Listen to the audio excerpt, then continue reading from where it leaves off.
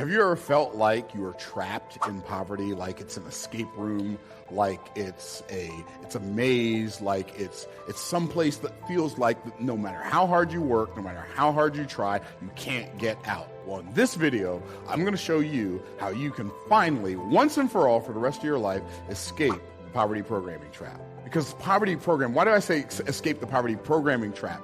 Because poverty can't exist in your experience unless it first exists in your expectation, or in the expectation of someone who was responsible for you while you were growing up in the world. So we have to understand that poverty is a mindset, just like wealth is a mindset. And we talked about that on other videos, like the difference between rich people, poor people, and middle-class people is not how much money they have, but it's how they think about money and what they think the primary purpose of money is. Poor people think the primary purpose of money is paying bills. And so therefore, every time they get some money, they go pay some bills. So to them, it's not even payday, it's transfer day. We talked about the fact that the middle-class people, they think the primary purpose of money is to buy things they can't afford and pay their bills on time so they can maintain good credit, so they can buy more things they can't really afford. But rich people believe that the primary purpose of money is to turn it into more money before you spend any of the money that you just made. That's the mindset that makes the difference. That's the programming that makes the difference between poor people, rich people, and middle-class people. Now, why do we talk about program? What's another reason we talk about programming? We talk about programming because, understand this, we will never behave consistently in a way that's inconsistent with our programming. Your programming produces more of your results than your conscious thinking does. Like, it's ingrained in you. It's ingrained in me. But you can change the programming. And if you've been programmed for poverty, you will be poor until you change the programming. So what I'm going to do in this video is show you how to escape the poverty programming trap. So what's the first thing you have to do? Well, you have to understand that poverty programming is a trap and that you need to escape. There's a verse in Scripture, it says in Proverbs 6:4, it says, go to the ant, no. Proverbs 6:4, it says, give not sleep to thine eyes, nor slumber to thine eyelids. Deliver thyself, that's talking about escaping, as the roe from the hand of the hunter, as a bird from the hand of the fowler. So you have to escape from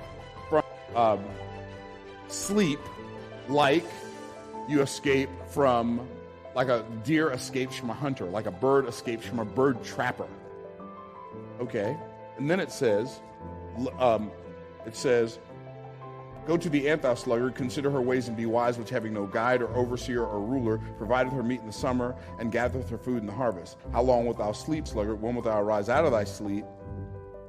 Yet a little sleep, a little slumber, a little folding of the hands of sleep. So shall thy poverty come as one that traveleth, and thy want as an armed man. So poverty, one of the things we have to do if we want to escape the poverty programming trap is we have to learn how to have a vehement hatred for poverty. Like, the reason I'm not poor is because I hate poverty so much, I beat it as far away from my door as I possibly could, and then I beat it some more. I hate poverty. I hated and maybe you don't. Maybe you hate not having other people's approval more than you hate not having your own autonomy. I don't know. Maybe you hate people thinking you're crazy more than you hate not having enough money in the bank. Like, I don't really, Myron, you're so obsessed with money. I don't really care if you think that. I don't care. I hate being broke more than I hate you thinking that. And until you hate, like, being broke and having to rob Peter to pay Paul until there's a knock on the door one day, and it's Peter and Paul, and they're both there standing with their hands out talking about, I want my money today, right? If you're tired of living like that, I got tired of living like that. I got tired of living a life where I made this beautiful woman all these great promises, and now here she is, 8 months pregnant with our first child, and our electricity and our water are both disconnected. Not because I wasn't willing to work hard, I was working hard, but what I was working on wasn't working for me. It was working on me, but it wasn't working for me. And I got tired of having to tell my children no before I even knew what the question was, because I knew we didn't have enough money to buy it. I got tired. I hated the fact that when we got ready to go on vacation, after working hard for a whole year, we're going to take a 2-week vacation. We're going to take 2 days and drive from Pennsylvania to Florida, because we lived in Pennsylvania at the time. My wife's parents lived in Florida. I said Pennsylvania to Florida. Pennsylvania to Texas. My wife's parents lived in Texas. We drive for 2 days to spend 10 days with our in-laws, and then drive for 2 days to get back home. I hated that that's what vacation was. Vacation wasn't going to Hawaii. It wasn't going to Greece. It wasn't going to Israel. It wasn't going to Europe or going to Mexico or going to Canada and spending a week in Banff. It was just like you go and you work on vacation so you can spend time with your family because there's no other time. I hated it.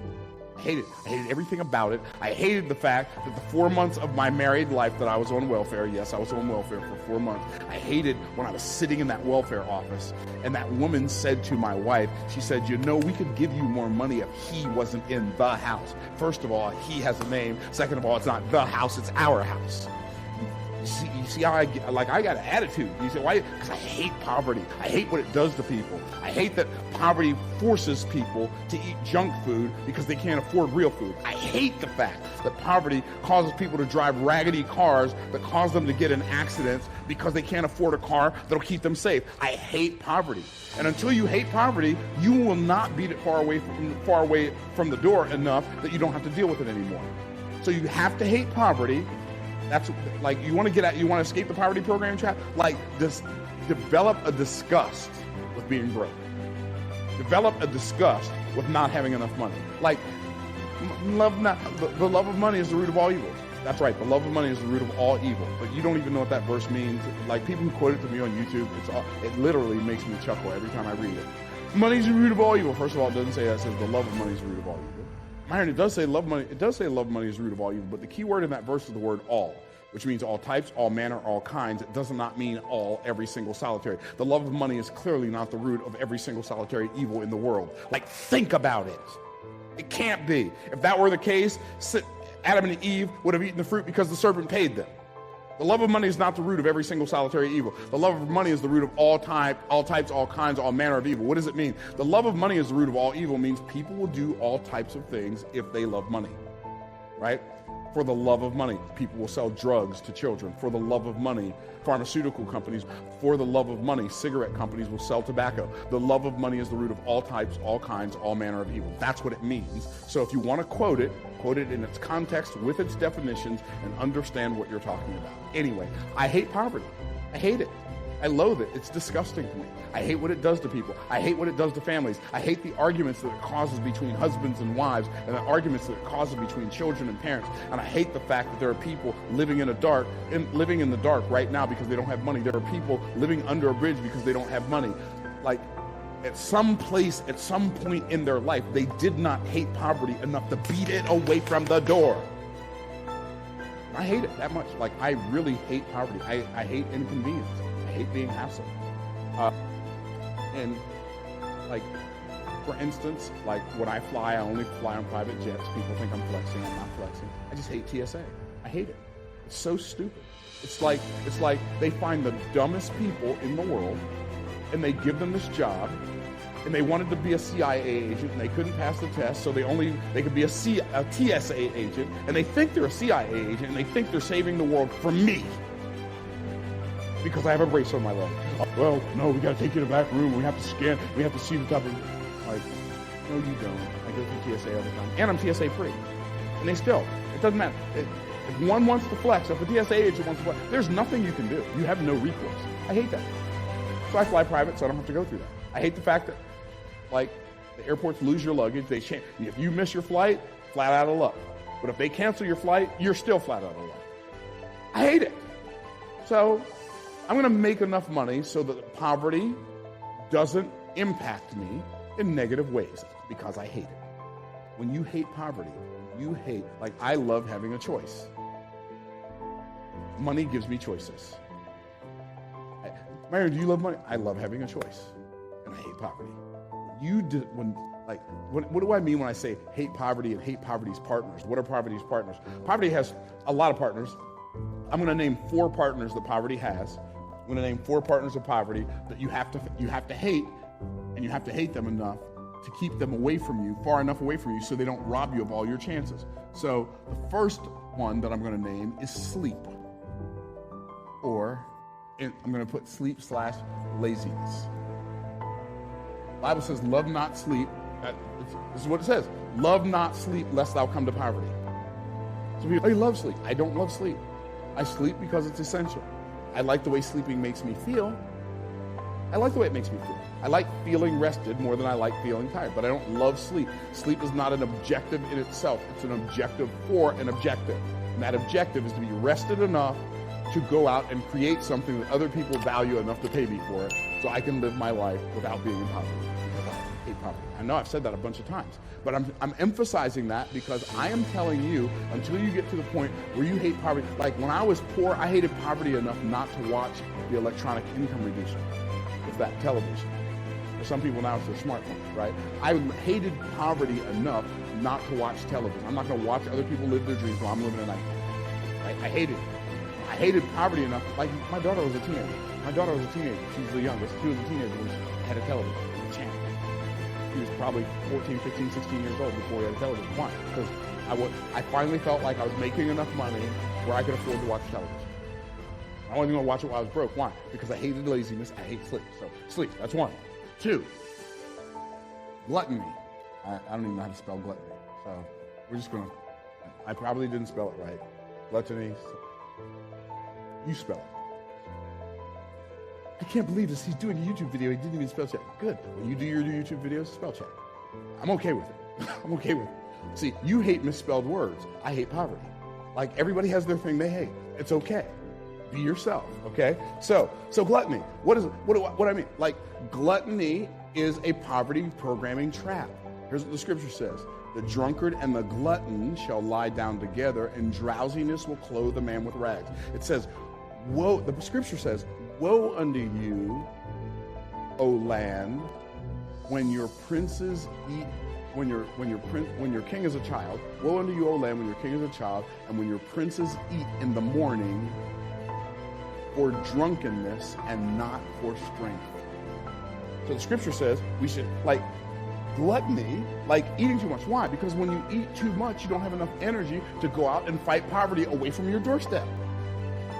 Right? So gluttony, okay? Drunkenness. Also, like, yeah, but Myron, you don't understand. I just need a drink after work because I'm just so stressed out. I submit to you that maybe you're stressed out because you're broke. And your needing a drink is keeping you broke. Now, personally, I quit drinking when I was 11. And now, as an adult, I don't have any brain cells to sacrifice on the altar of I'm stressed out. I'm not going to do it. I'm not. Why? Because I don't want to be broke. We can call all of these, these partners of poverty, we can call them the partners of poverty called self-indulgence. Self-indulgence. Self-indulgence creates poverty. Isn't that fascinating? What creates wealth? Service to other people. Remember I did a video on money is not wealth. If you want to see a video that would really explain what I'm talking about right now, it's called Money is Not Wealth. Money is not wealth. What's wealth? Wealth is your ability to create value for someone other than you. That's your wealth. And the greater your ability is to create a greater value for a greater number of people, the wealthier you are. So, self-indulgence leads to poverty. Now, there's another one. Ready? Can you handle it? Number 4. Evil. Evil is a poverty programming trap. Why? Because poverty is the result of spiritual warfare. Satan is the god of lack. The thief cometh not but for to steal, to kill, to destroy. If somebody kills, steals, or destroys, guess what you have? Less. Lack is the result of the enemy. Jesus said, but I am come that you might have life and that you might have it more abundantly. Okay, so let's look at this. What does the scripture say? What does the scripture refer to the devil as? That old serpent, the devil. Right? The old serpent, that old serpent, the devil. What old serpent? The old serpent from way back in the Garden of Eden. What did he do? He deceived Eve by getting her to focus on the thing she lacked. And her giving focus and attention and intention to the thing she lacked caused her to lose all the stuff she had. They had the abundance of every tree of the garden. Thou mayest freely eat. They had the abundance of every freely. The serpent said unto the woman, yea, hath God said, ye shall not eat of every tree of the garden? So he took out the word freely, added the word not, changed the meaning. The woman then took out the word freely and every. She said, we may eat of the fruit of the trees of the garden. What are the trees in the midst of the garden? We shall not eat it, neither shall we touch it, lest we die. Satan said, you shall not surely die. If God doth know the day you eat thereof, and your eyes will be open, you shall be as gods, knowing good and evil. And when the woman saw that the tree was good for food, do y'all see what just happened? Satan's got her attention on what was missing. And as soon as he got her attention on what was missing, then she set her intention on that thing that she had no right to, and that thing caused her to lose everything she had.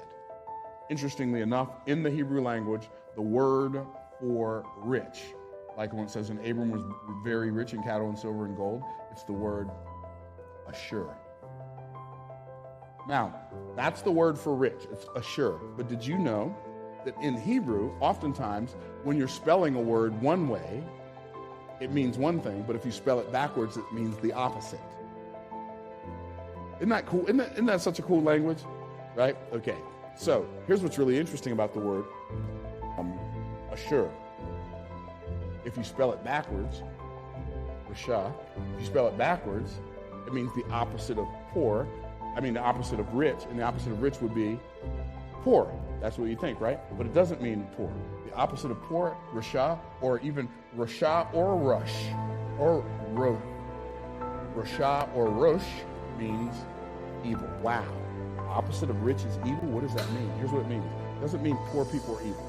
Here's what it means. It means the implication is that societies that practice evil have always been throughout human history. I want you to think about this. Always been poor societies. Think about that. Think about the poverty of the Soviet Union, the anti-God Soviet Union. Think about the poverty that's associated with the witchcraft, a place like Haiti. All I'm saying is evil creates poverty. And so if you're going to hate, if you want to escape the poverty programming trap, you have to hate. You have to hate poverty and its partners. And you have to fall in love with the partners of prosperity. What are the partners of prosperity? The partners of prosperity are diligent, working like hard. Hand of the diligent maketh rich, but the slothful shall be under tribute. Right? You got to fall in love with serving other people, Do you realize all of the money that you desire right now that you don't have, it's in somebody else's pocket? They'd happily hand it over if you could provide something for them they desired more than they desired to make. How cool is that? See, your biggest problem is your biggest problem is you only think about solving your own problems. I think about solving other people's problems. I obsess over other people's problems. So when you fall in love with the partners of diligence, you can be diligent. Okay? You can be wealthy. How about this? This is one of my favorites. Business. Business is one of the partners of prosperity. Here's what it says in the New Testament. And that you study, and this is 1 Thessalonians chapter 4, verse 11 and 12. It says, and that you study to be quiet and to do your own business, working with your hands as we commanded you. Why? That you may walk honestly toward them that are without. That's talking about paying your bills on time. Ye may have lack of nothing. How many people do you know that pay their bills on time and have lack of nothing? Almost none. Can I get a witness? Right? So why? Because we're not practicing these principles and we've not fallen in love with the partners of prosperity. Another partner of prosperity is wisdom. The Bible says there's treasure. There's treasure and wine and oil and substance in the dwelling place of the wise.